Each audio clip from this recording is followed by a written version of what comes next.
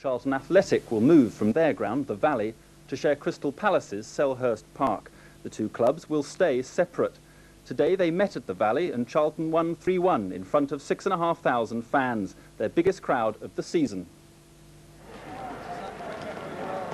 The decision to leave the Valley ground after 66 years came as a surprise to many of the Charlton Athletic fans at this afternoon's match. And as they emerged after their 3-1 victory over the team whose home they'll soon be sharing, their anger was apparent.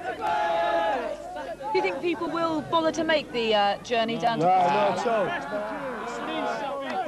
When you've been brought up in it, right? You know, man, you follow it. As a Charlton supporter, and I've been coming down here for 20 years, I don't think I'll be making the trip to Crystal Palace. It's unfortunate, but they've really, most of them, I believe, will understand the sense in sharing grounds at Selhurst Park. A stadium that's in perfect condition, holds about 38,000. It's got a lot of facilities that are not here, and I hope eventually they'll understand that. I think that stirring FA Cup display against West Ham last Sunday, Charlton Athletic are surely entitled to crowds bigger than the average of 5,000 who've been watching them here at Selhurst Park since they moved from the Valley 3 months ago. Today's local derby, for example, should draw nearer 10,000. But although it's being played on Charlton's home ground, Charlton Athletic are in fact playing away. And if that sounds contradictory, well, it's also unique.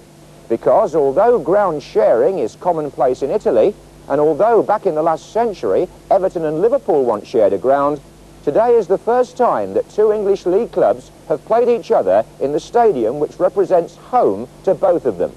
Confused? Well, my sympathies lie with those involved.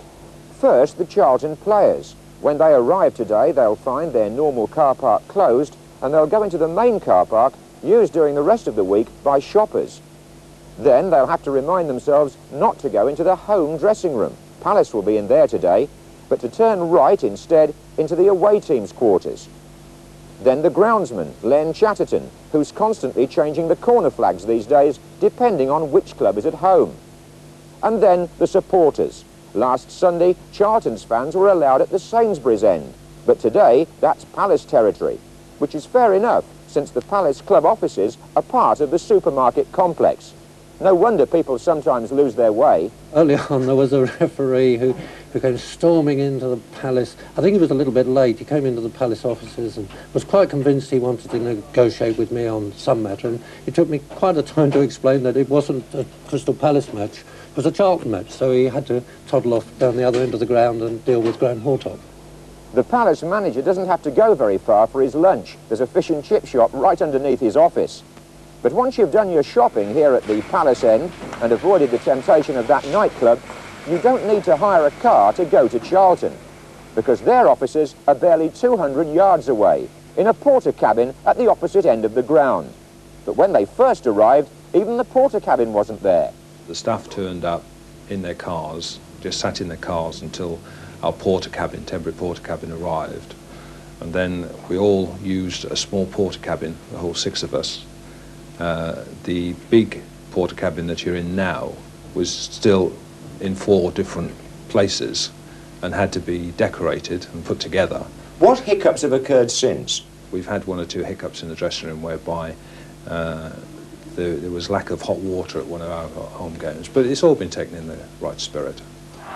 The bathwater was certainly hot at Selhurst Park last Sunday, and so was the atmosphere when Charlton went out of the FA Cup, narrowly and belatedly, to First Division West Ham. And a miscue by Humphrey and Macaveni. Can he do it? It looks as though it's going in for Tony Cottee! Charlton's cup exit on Sunday was followed little more than 24 hours later by that of Crystal Palace, beaten by Luton. So now the two clubs and their respective managers have to concentrate on promotion, starting with the match in which they play each other today. We are treating it absolutely as a home game, and I want to get it into my players' minds that it is a home game.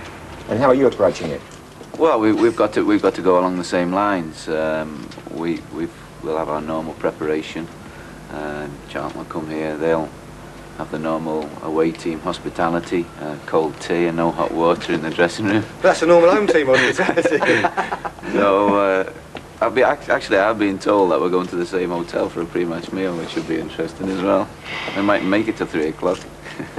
But we are looking at you now in the home dugout. I mean, surely you can't sit side by side tomorrow. No, exactly. We're sitting in this dugout. I think actually he's been here long enough. Time to go, lad.